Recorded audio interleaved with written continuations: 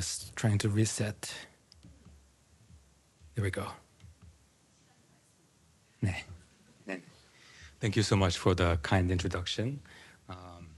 Thanks to the 포니정 Foundation and to the Research Institute for Korean Studies at 고려대학교 for the invitation and for making my work possible this year. I'm delighted and honored to be here. So the question I want us to ask today is, what does it mean for a work of art to be political? The author, Hanscom, was asked several versions of this question at a press conference when she was in Stockholm to receive the 2024 Nobel Prize in Literature in December. 이런 혼란한 시기의 문학의 의미 무엇인가? What is the meaning of literature, the significance of literature in these turbulent or unsettled times? And a reporter also asked, you've been blacklisted in the past. Aren't you concerned about the future in this regard? So here, the author Hanscom was questioned about the significance of literature in relation to political and social turmoil, and she's asked about the potential personal repercussions of her political works. And Hanscom responds in a very interesting way. She doesn't talk about contemporary politics. She doesn't say anything about the particular suppression of speech that the blacklist represents. Instead, she says, I don't think it works well to try and block language. 간합적으로 눌러서 막으려고 한다고 해서 그게 잘 되지 않은 그런 속상이 언어에 있다고 생각한다. I think this resistance to being suppressed or blocked is a property of language itself. 그런 언어의 힘은 변하지 않을 것이다. It's an unchanging property of language, or the power of language is unchanging.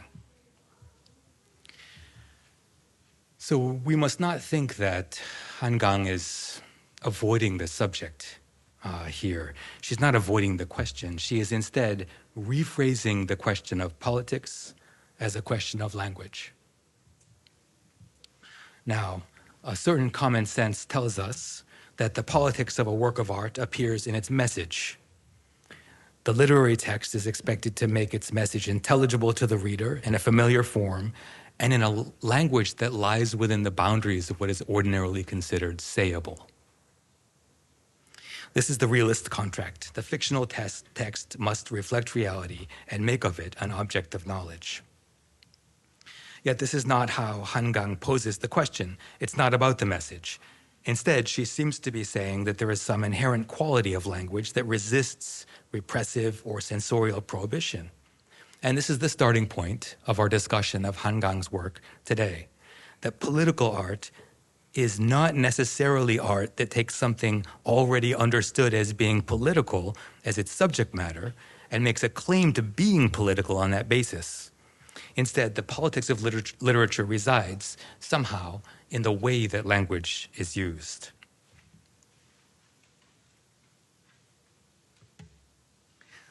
The forces of freedom which are in literature, Roland Barthes tells us, depend not on the writer's political commitment, nor do they even depend on the doctrinal content of the work, but rather on the labor of displacement that the author brings to bear upon the language.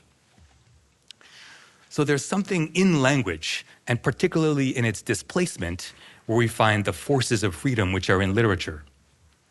But Barthes goes further. Language is itself neither reactionary nor progressive, he tells us. It is quite simply fascist. For fascism does not prevent speech, it compels speech. So language, the structures and the norms of language, compels us to speak in a certain way, a correct, intelligible way, making us both subject to language's mastery, even as we subject others to the implicit demand for understanding that our speech carries. So immediately we can see that language is not inherently resistant or progressive or revolutionary. Language, as a rule, may function in quite the opposite way. Even if we don't accept Barth's statement that all language is fascist, we can look to the critic Kim Hyun, for instance, who, as Professor Hwang Ho-deok wrote, found formalized or ritualized language to be a sign of institutionalized society. 특히 형식화된 언어를 제도화된 사회의 충어로 봤다고 그러셨어요. So in this regard, Hankang's statement above, that language has an inherent, unchanging power to tell the truth or to resist suppression, needs to be carefully examined. For it is not the unproblematic assertion of language's power that we see in her fiction. Rather, as we will see, the power of literary language in Hankang's fiction often derives not from the demand for a right to speak, but rather a right to silence. One of the most striking aspects of her work is the powerful resistance it poses to the demand that one speak, that one make oneself intelligible to common sense. So to give us a framework for understanding how the dynamic between speech and silence works in Han's fiction, let's first think of politics not how we usually think of it, as the organization and distribution of consensus, for instance, but rather as the adjustment of the rules that regulate the domain of speakable discourse. Drawing on Jacques Rancière's work, politics might be defined as a speech situation, a dispute over the bounds of what constitutes intelligible speech and the subjects who are allowed to or charged with speaking intelligibly. It's a struggle over the decision on what may be seen, said, or heard that is at the same time linked to the configuration of subjects in a given situation or community. Or as Judith Butler puts it, it's not what I'll be able to say, but what will constitute the domain of the sayable within which I begin to speak at all. So it's here that political struggle takes place. It's not in its content, as Barth writes, it's not in the author's statement of commitment, but rather in the labor of displacement that literature brings to bear upon a general language or discourse. It's here that we find the power of art. To return to Kim Hyun, the power of literary language is in its opacity, its 불투명성, and instability, 불안정성, its capacity to make unclear or to destabilize. I think I have it. Yeah. The language of literature is not transparent, Kim writes. It has an undecidability that exceeds literal meaning. 문학의 언어는 투명하지 않으며 말 그대로의 의미를 초과하는 결정 불가능성을 갖는다. Thus, it is only literature in its useful uselessness, 쓸모 없음의 쓸모, that can become a stronghold for the critique of modern society, he writes. If conventional power lies in the production and reproduction of possible speech, the social domain of speakable discourse, then it becomes easier to see how a radical silencing operates against consensus in Hankang's work. We unexpectedly find a resistance to power in the formal aspects of language that are opaque or unstable. It is here that we find what Barth called the permanent revolution of literature, working to adjust the parameters within which speech is found to be intelligible, an adjustment of the very grounds upon which a statement may be understood as political in the first place.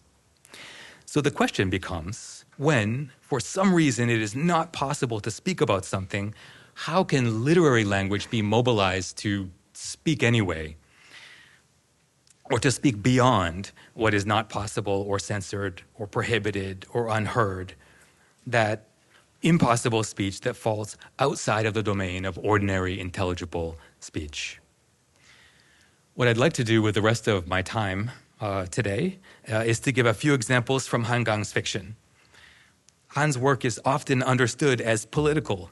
The Vegetarian, for instance, has been read as a feminist work or as an eco-critical statement and so on, and we are even more tempted to label as political works such as 소년이 온다, A Boy is Coming, or 작별하지 않는다, We Do Not Part, due to their obviously political content.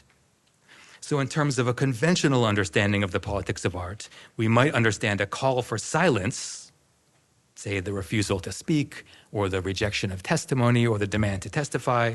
We might see silence as an apolitical retreat. In order to understand the demand for the right to silence in Hanscom's work, we need to at least temporarily suspend, first, the assumption that what makes a work of art political is its presentation of subject matter already understood as political, and second, the assumption that the most effective way to present that subject matter is to reproduce a given situation understood as political in the most transparent way possible. The operation of silence in Han's work makes language opaque to understanding. It appears to remove itself from the play of language. At the same time, the operation of silence is used to effect in the fiction as a figure of withdrawal from the consensus that compels speech and facilitates arrogant forms of understanding. What is claimed in Han's work is the capacity of literary language to produce a gap between what is, the real, and what is possible, the potential. In this sense, the constant critical attention to a surface-level politics turns us away from the brilliance and complexity of Han's use of language. My reading of Hanscom's fiction today is meant to return our attention to its literariness. I think we will see this most clearly in how the texts function at the formal level, where they turn in on themselves, so to speak, where against the arrogant demand that one make oneself known in speech, and make oneself known in speech that agrees perfectly with what is already known, the fiction puts forward the difficulties or impossibilities of language as the site where the politics of art is carried out. So let me begin with The Vegetarian, the 채식주의자, published in 2007, internationally probably the best known of Han's works. Even if you haven't read the whole thing, you probably know that the main action of the first of the three stories centers around the protagonist of the novel, Young-hae, refusing to eat meat. This refusal and her disinterest in explaining it is utterly incomprehensible to her husband and to her wider family. And here begins a long series of applications of force. Her family attempts to force meat into her mouth. Her husband forces her to have sex. In the second story, her brother-in-law compels her first to become an art object. He becomes obsessed with the idea of painting flowers on her body, and second, to become the object of his sexual desire. In the third story, the medical staff at the asylum where she has been hospitalized is force-feed her through a nose tube, and so on. So one possible sort of reading of the collection of stories then is as a critique of patriarchal authority and ultimately of a social or medical paternalism that takes away the right of the individual to make decisions about his or her own body. So that's one way to read the book. It's not wrong. But we could say it another way, that the book is about the coming to the surface of a fundamental unknowability and the urgent desire to express or affirm that unknowability. Let's think about this for a second. In my view, and kind of strangely, the clearest statement of the normative situation in the novel comes from Young-hae's brother-in-law.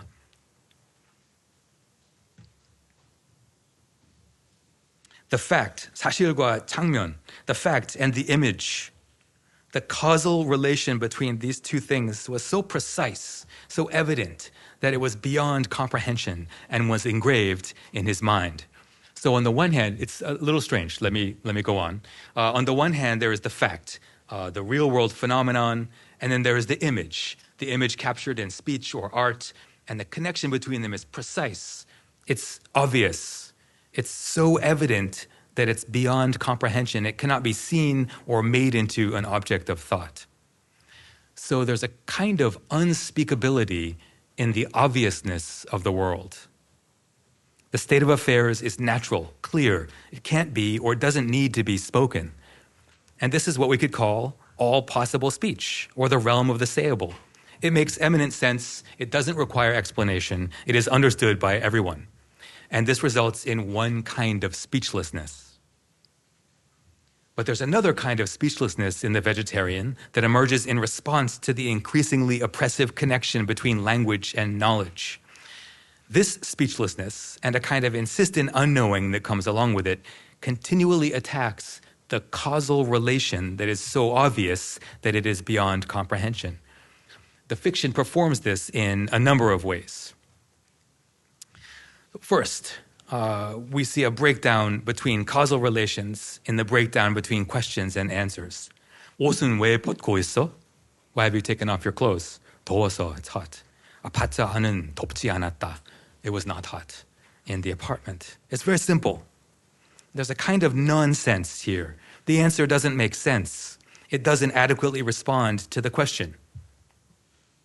This kind of misalignment between statement and meaning continues throughout the book. To take another example, at a certain point, Young-hae's brother-in-law, an artist, has painted her body and calls her to ask that she keep the paint on so that he can continue to film her the next day. 지우지 말아주겠어? 내일까지만이라도. Would you please not erase it? Just until tomorrow. 지우고 싶지 않아서 씻지 않았어요. 이렇게 하고 있으니까 꿈을 꾸지 않아요. I didn't want to erase it, so I didn't wash. Because of this, I'm not dreaming. So the art that the artist has made of her body is not art for Young-hae, but is presented as an effective remedy that stops her dreams, her nightmares. There is a near total disconnect between the reason for the question and the logic within which the answer to the question is presented. By the end of the novel, the breakdown becomes apparent in the failure of communicative speech.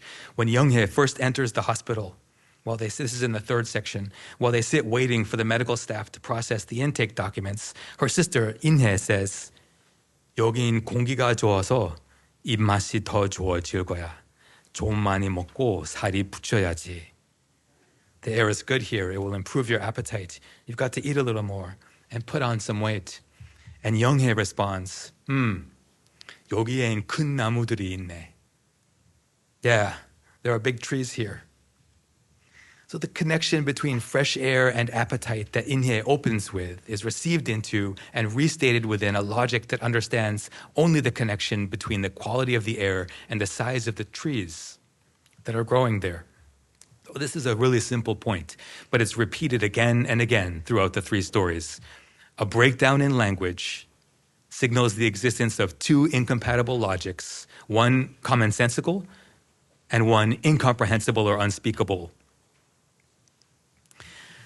A commonsensical logic, unspeakable in its obviousness, and one that's resistant to that common sense and its arrogance of understanding and a resulting failure of communication.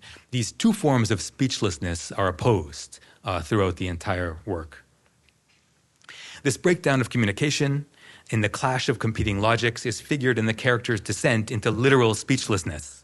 At the beginning of the collected stories, Young-hae's husband tells us that she tended not to use many words, 말수가 적은 편이었다. As her speech declines, he suspects that she is sending him wordless signals, 무언의 신호. Her deepening speechlessness is presented in visual terms. She is someone that he begins to be unable to see. 눈에 안 보이는 사람, someone who fades from sight.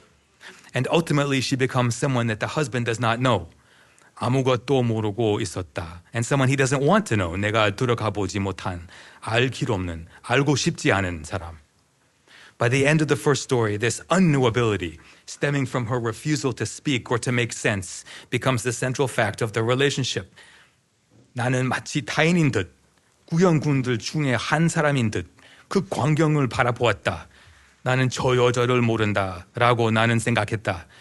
그것은 사실이다. I looked at the scene as if I was just one among the other onlookers, as if I were a stranger. I don't know her, I thought. And that was a fact. The construction of mismatched logics and the descent of the characters into speechlessness becomes a kind of strategy of resistance. The misguided speech or the silence and the miscomprehension that results becomes something like a trap. In a dinner scene at an upscale restaurant that is strongly reminiscent of another story that you might be familiar with, 초대 by Park Won-seo, published in 1985, Young-hae stares blankly at the socialite across from her, and her husband tells us her stare was horrifying to all present. For a moment, the inside of her head, which I had not once entered, that interior felt like a deep trap. Or when In-hae visits her sister in the psychiatric hospital and Young-hae makes her perpetual claim that she's becoming a tree, In-hae responds, "What are you talking about? Do you really think you've turned into a tree? How can a plant talk? How can it think? 그게 무슨 소리야? 너희가 정말 너무라도 되었다고 생각하는 거야?"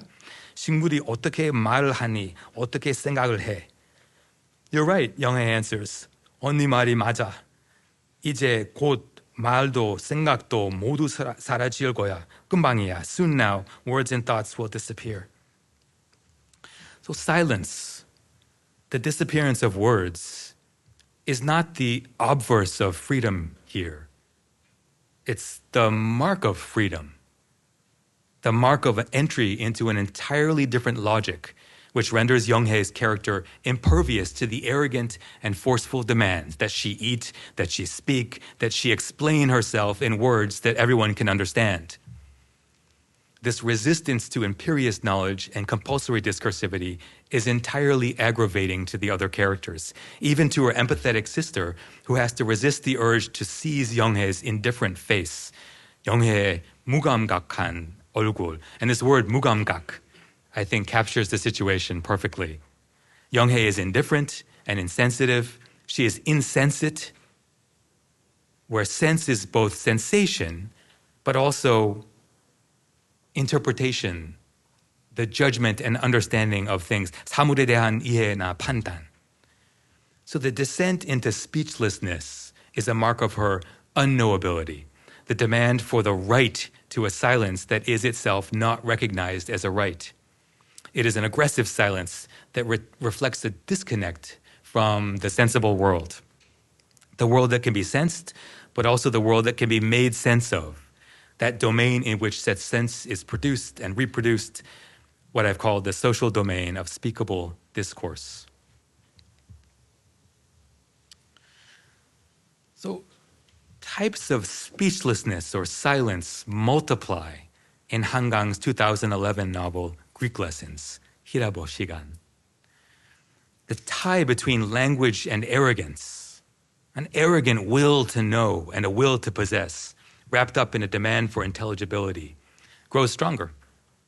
And the demand for the right to silence in the face of compulsory speech is presented in much clearer terms than in Hangang's earlier work. The novel is ostensibly about the development of a relationship between a student in a Greek language class and a teacher. The teacher is slowly going blind. The student has lost the ability to speak.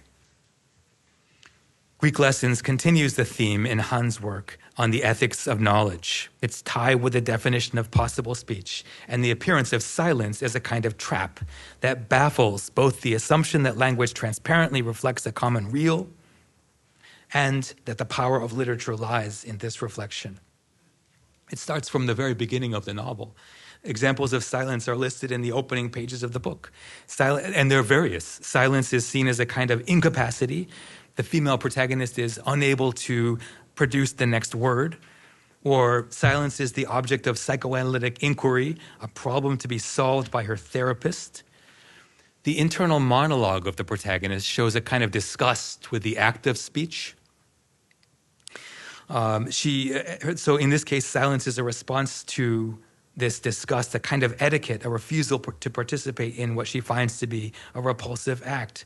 Language is sometimes presented as weirdly autonomous from the human speaker, a language that speaks through the subject, but not the subject's language. So silence here is a kind of defense against the intrusion of an alien discourse. For the main character, silence is, as well, a defense against the seeming precision of language, how it is supposed to mean, the assumption of intelligibility. The second chapter of the novel, titled Silence, 침묵, begins with a demand delivered by the teacher to the student in the classroom. 자, 읽어봐요. Okay, read it aloud. 읽어요, the teacher repeats after the student continues to sit in silence. 어서 말해요. Read it. Hurry up and speak. The remainder of the book is an extended meditation on both the ethics of compelled speech and the radical silence with which that demand is met. Silence is, most of all, a response to the expectation of language, a response to being compelled to speak. 무슨 말이든 나에게 해줄 수 있어요? Could you say something to me? The male protagonist, the Greek teacher, remembers asking his lover in Germany, his lover who is deaf. Her response is violent. She rejects the demand and she speaks her first spoken words to him, 당장 나가, and she strikes him in the face. So at the level of plot, the demand for speech is met with violent rejection and separation. When speech is demanded of the protagonist, her response is to lose language at the age of 11 and again in the narrative present. She retreats to a primordial silence, as it had been before she learned to speak, she tells us. Yet it is not a superficial silence, a simple refusal to speak. It is a disconnection from language that leaves the character unable to make sense of her perceptions, both of external reality, but also of her memory of the experience of that reality. I think I have a... Yeah. She only looks. 그녀는 다만 바라본다. 바라보면서 바라보는 어떤 것도 언어로 번역하지 않는다. She only looks, and as she looks, she does not translate the things that she sees into language. Images of different objects form. I love this. They form, they come into being, they fruit. Like 열매가 맺힌다. They fruit continuously before her eyes. They move and are erased in time with the pace of her steps. As they are erased, they are at no point translated into any sort of speech or language. So here we can see a kind of brilliance to the writing. The rhythm of the sentences echoes the rhythm of seeing, passing by, forgetting. And there's a kind of parallelism at work with the failure of the translation of the scene, 바라보는 어떤 것, into language, 언어, at the end of the first sentence, and the failure of the translation of the image, 산물의 상, into speech, 말, at the end of the second. In the absence of language, there is a disconnect from the world, from comprehension of the world, and a failure of memory and of speech. Unlike the male protagonist, she can see, but she cannot make sense of what she sees. The novel presents language as a necessary layer between raw perception and understanding. It is pictured as literally superimposing itself upon objects and making them intelligible to sight. She was surprised at the fact that it could be so clearly seen, even though she wasn't really seeing it. It was the same when her thoughts switched and she recalled a tree. It was like magic. The form of the letters that she had just become awakened to were superimposed there over the tree. Tree. Pronouncing the word out loud, she laughed to herself. Tree.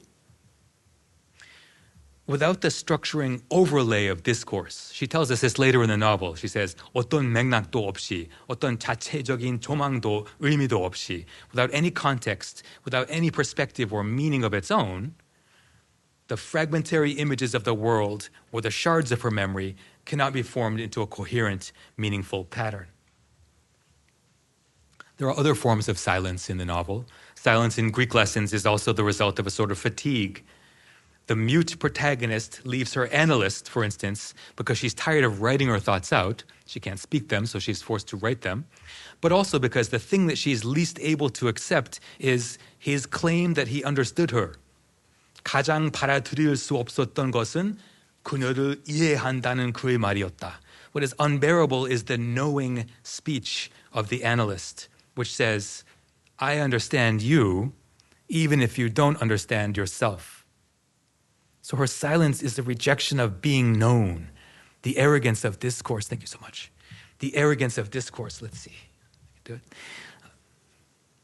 The arrogance of discourse that both claims and demands understanding.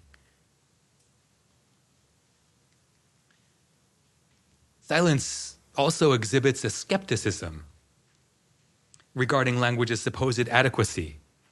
The novel finds language to be worn thin through repetition. 그녀 자신의 혀와 펜으로 평생 동안 너덜너덜하게 만든 언어. A language tattered by its countless uses, by her own tongue and her own pen. Language is irreconcilable with the world. 화해할 수 없었다. The word is never complete. 끝끝내 완전해지지 않은 그 단어. It's never adequate to the reality that she aims to express. When language does attain a kind of density in Hangang's fiction, it works through incomprehensible images, overlapping sounds, overlapping scenes, and the imposition of language upon language. And the novel teaches us to read for this overlap. when he was a student,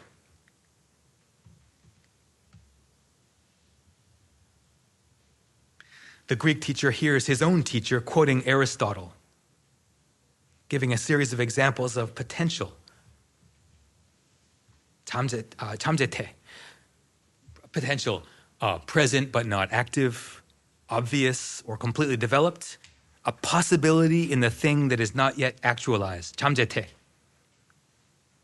And he writes, and the examples are, my hair isn't gray, but it will be.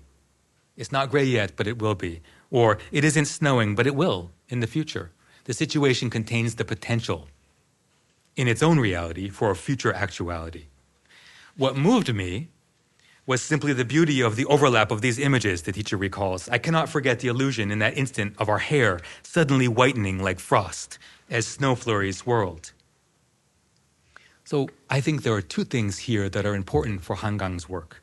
First, the idea of potential itself, the not yet, contained in the real but unactivated, not yet actualized. And second, the combination of two ordinarily separate instances of potential into a single image. This failure to distinguish between the simultaneous but apparently unrelated makes its way into the form of the narrative, at first in sound, orally. She feels that the sound of insects crying in the grass forms a delicate syncopation with his silence. And then visually, she listens silently, 기척 없이 그녀 그의 말에 귀 기울인다, without giving any sign or indication. Just then she realizes that there's something like a bird living in his face, and that warm sensation gives rise in her to immediate anguish. And then finally, speech itself succumbs to the narrative's own figure of overlay, of rewriting, or maybe better yet, a figure for mistranslation. His monologue grew faster, little by little, like writing that is ruined or spoils itself or spoils the page because it's been written hastily in the dark. Line upon line, ink upon ink, memory overlaying memory. 줄 위에 또 한 줄, 잉크 위에 잉크가, 기억 위에 기억이 더딥혀진다. Silence between words as a counterpoint to the sound of insects, one thing becoming another, caught in mid-transformation, frozen at the moment of metaphorical transition, and then finally here, writing overlays speech, making it unintelligible in its reception and repetition, line upon line, ink upon ink. The image, 더딥혀진다는 것, is of something like stretched over something else, layered thinly upon another object, the skin of an object, 물건의 가죽. In her youth, the language was stretched over the surface of the tree, that object in the world. Now, language is stretched thinly over itself. So in short, there's a whole economy of speech and silence that runs through Hankang's work, an economy of knowing and not knowing, an arrogant knowing and a refusal to be known, a demand for speech, and at the same time, an insistence upon silence. But I think we have to take note of another kind of silence that appears in Greek lessons. And this is not the absence or refusal or inadequacy of language that we've been dealing with thus far, but a silence that is full of unspoken language, the ineffable, the unspoken or unspeakable, a silence that is filled with potential, the real but not yet actual. And here too, the text teaches us how to read it. I love this about the book. It's called Greek Lessons, and it gives us lessons. It teaches us how to read.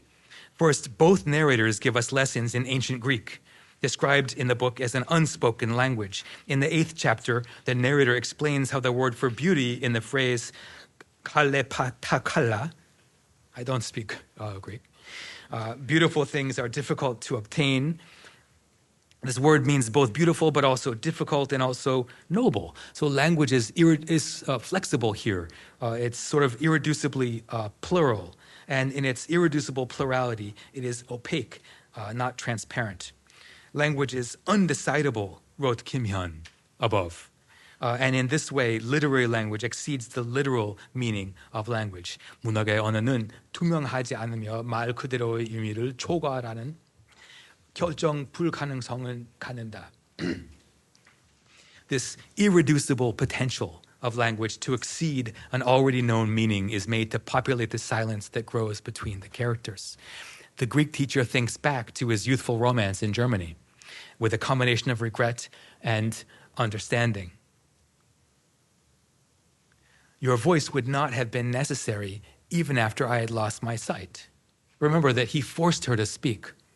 They had communicated only in sign language until he forced her to speak, and at the moment he forced her to speak, she left him. And later in life, older, he realizes, your voice would not have been necessary even after I had lost my sight.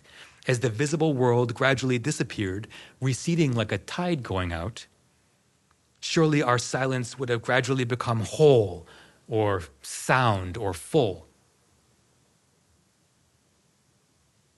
An unimpaired or flawless silence. 우리의 침묵 역시 서서히 온전해졌을 겁니다. The female protagonist as well finds herself immersed in such a flawless silence at various points throughout the novel. She describes it as if she's underwater.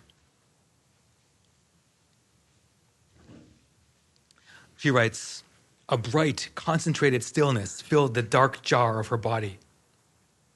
She walked as if she was moving weightlessly inside a huge soap bubble.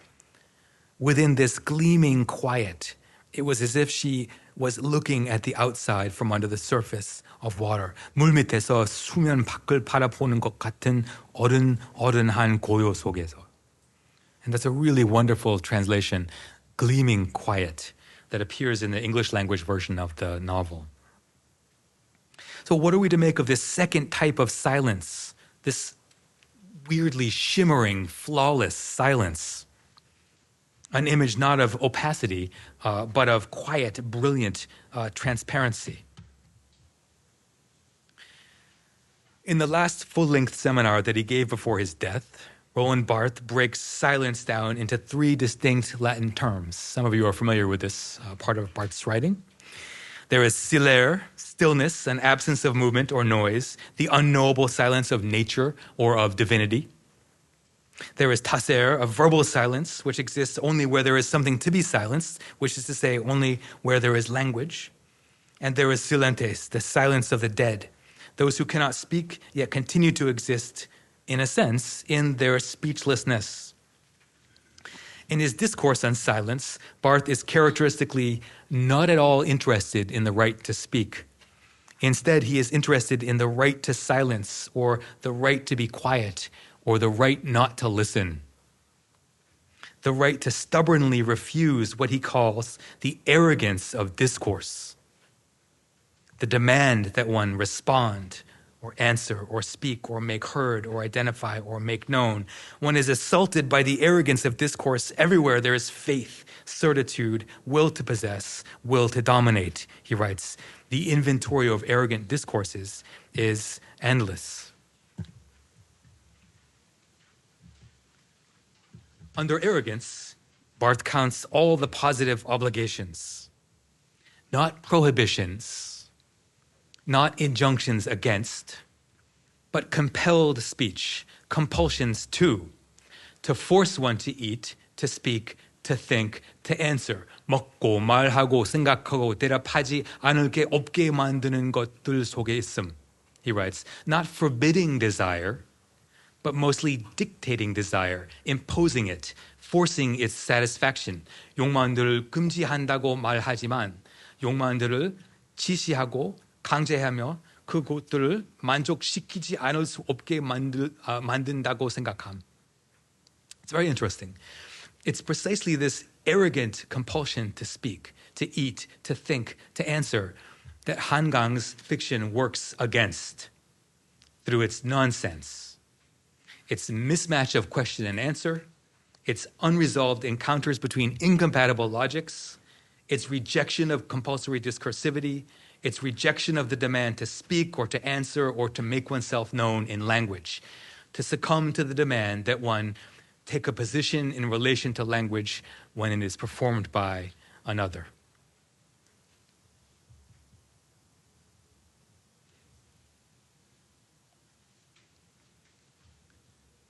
Barth reserved a special scorn for the idea of obviousness, 명백성. The exploitation of obviousness is, according to Barth, the pure form of arrogance, 오만의 순수한 형태. We see this exploitation of obviousness everywhere in Hangang's work.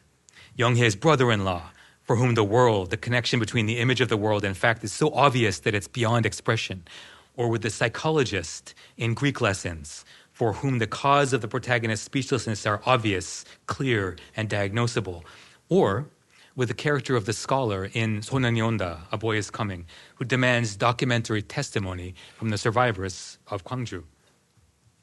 The only solution to such arrogance, Barth explains, lies in the suspension of interpretation or of meaning. 오만에는 해석, 의미의 정지 이외에는 다른 출구가 없을 것이다. But we already know this.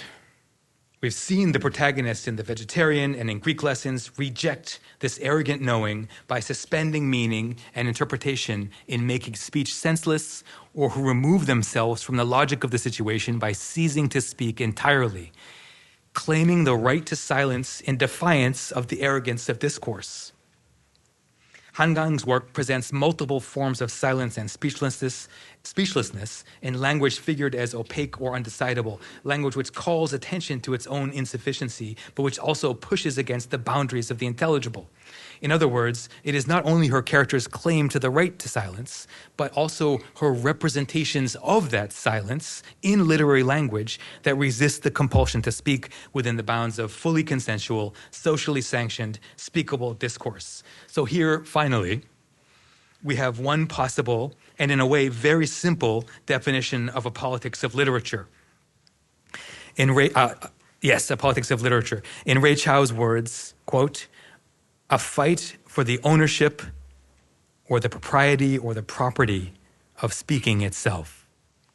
And as we have seen, this struggle for the propriety of language, a struggle over the establishment of the boundary that constitutes proper, appropriate, conventional, intelligible language, may include not only the right to speech, as it most commonly does, but also the right to silence. This inversion of what we usually think of as the politics of art, the invocation of a right to silence, baffles propriety through a rejection of the logic that silences by demanding representational limits that coincide with the real, a logic that draws literary language into the unspeakable obviousness of the world. For propriety and the silencing that it imposes is certainly not limited to any one politics or ideology. As Chow also reminds us, defilement and sanctification belong to the same symbolic order. The inescapable requirement that the struggle against language's mastery must necessarily take place within language, we can't help it. We have to use language to struggle against language. This appears in Han's work in images of both the exhaustion but also the replenishment of language in a glimmering silence filled with the not yet. The iridescence that emanates from artworks, the shimmering silence, the silent presence, writes Adorno, is the appearance of the affirmative ineffable or the unspeakable, the emergence of the non-existing as if it did exist. Its claim to existence flickers out in aesthetic semblance or appearance or representation. Yet what does not exist, the not yet, or the potential, by appearing, is promised. The constellation of the existing and non-existing is the utopic figure of art, wrote Adorno. So in the end, we could say that it is not the unchanging power of language, 언어의 힘은 변하지 않을 것, from Hangang's Stockholm remarks, that marks the politics of Han's work, but rather its paradoxical claim to silence, established against that unchanging power. 해릴 수 없는 무슨 말들로 가득 찬 것 같던 침묵, a silence filled to the brim with words beyond reckoning. And I'll stop there. Thank you.